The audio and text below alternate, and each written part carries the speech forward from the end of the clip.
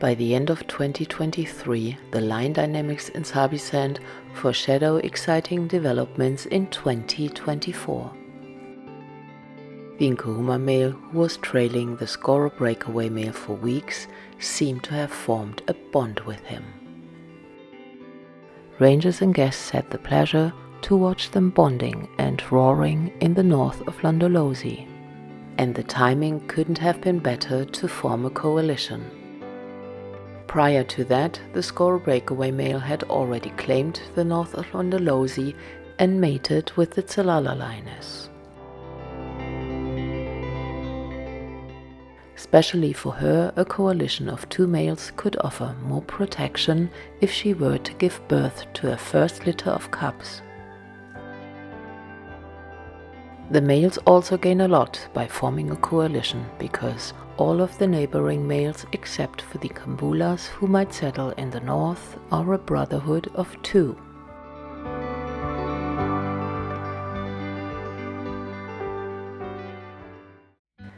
The Ndzengas have a firm grip on their territory, and their family keeps growing.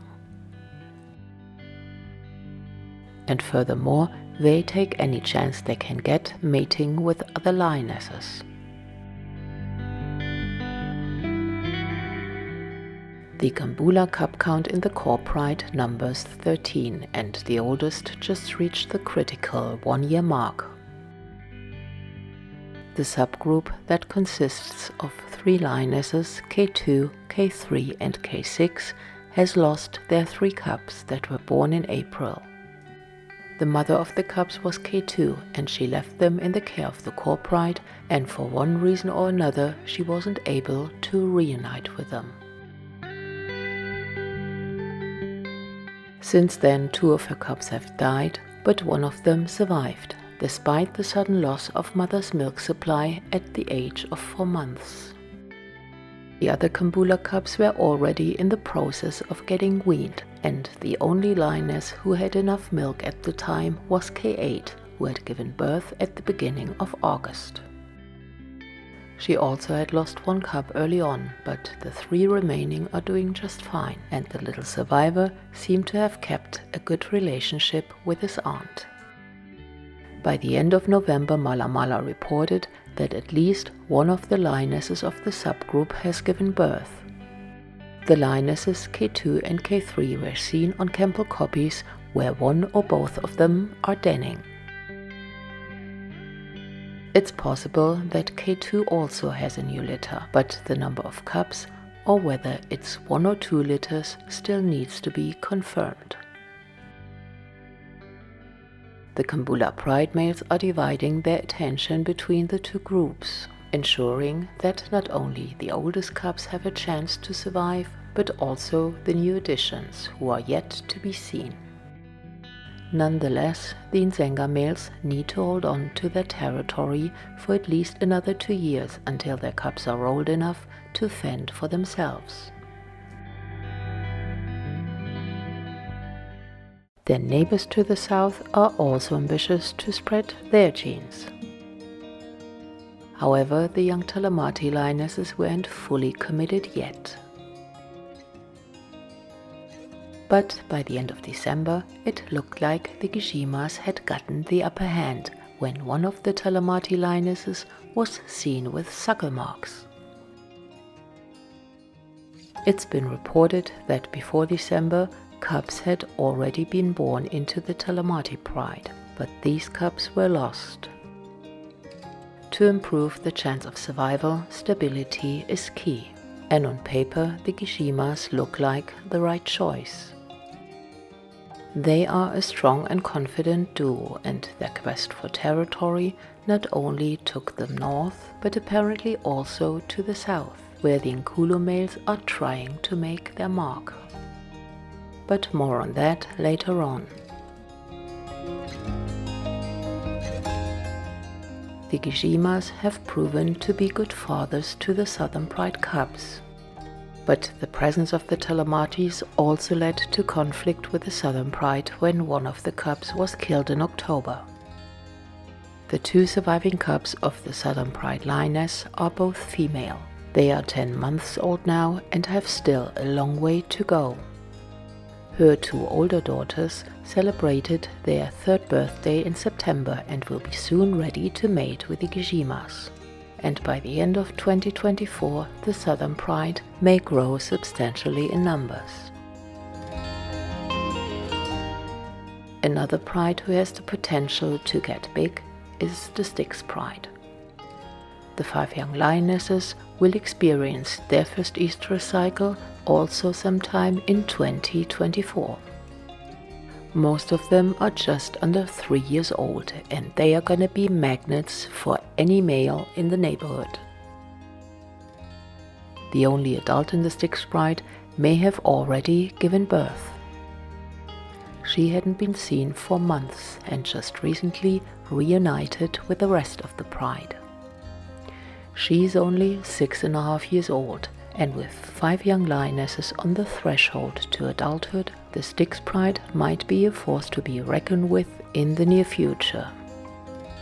Unlike his sisters, the young Styx male has no companion and his clock is ticking. Despite spending most of the time on his own, he is doing remarkably well, but the days when he returns to the pride might be over soon. He is a single male in need of a partner, and who knows, he might join up with the Talamatis, who have decided to move back south. Another option would be the southern Avoca male, who had been seen in November fighting with him over a kill.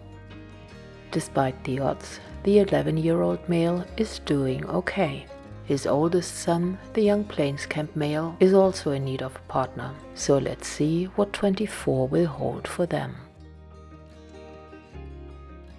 The pride who's got shaken up in the last 6 months is the Sandriver Pride. They found themselves suddenly without their pride males and vulnerable for takeover. Since the last update, they lost another young subadult male, and the lionesses were seen on multiple occasions mating with the Nkhulu males. Despite their strength in numbers, not all members of the coalition are doing well. By the end of December, 2 members were seen in poor condition, and even for lions who are resilient as we know, it's quite hard to imagine they would get back to their former strength. According to recent photos, only 3 of them look healthy and in top condition. The other 3 are showing signs of sickness, which resulted in losing body weight and muscle mass. As for the Della Porta male, it looks like that age and the injuries he suffered are catching up with him. Nonetheless, they still have the numbers to defend their territory, which brings me to the aforementioned interaction with the Gijimas. As I already mentioned in one of the last updates, it's not the first time that the 2 coalitions met. Back in May, they chased the Nkhulus when they invaded their territory. 2 days before New Year's Eve, there was another encounter when the 2 Gijimas came upon 5 resting Nkhulu males. The tables quickly turned when the Gijima realized that they were outnumbered. Apparently, the incident took place in Nkhulu territory, and some reports say the chase went back and forth, but luckily for both sides, no fight took place.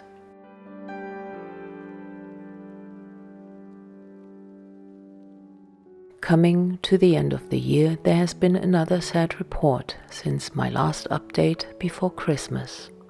On December 29, the body of one of the subadult males from the Talamati Breakaway Pride was found. A Zimbabwe ranger reported that the Talamati subadults had killed a young zebra, which had been stolen by an adult male who couldn't be clearly identified. 2 youngsters left the kill, but this young male stayed and fought for his share. 2 days later, he was seen again, still alone and still hungry. And the day after his body was found, according to ranger reports, killed by an unknown male. This brings the number of subadults down to 2, a male and a female. Let's hope that the new year marks the turnaround for this small pride that had suffered so many losses throughout the year. And with that, I wish everyone a prosperous 2024. Peace and love to all of you.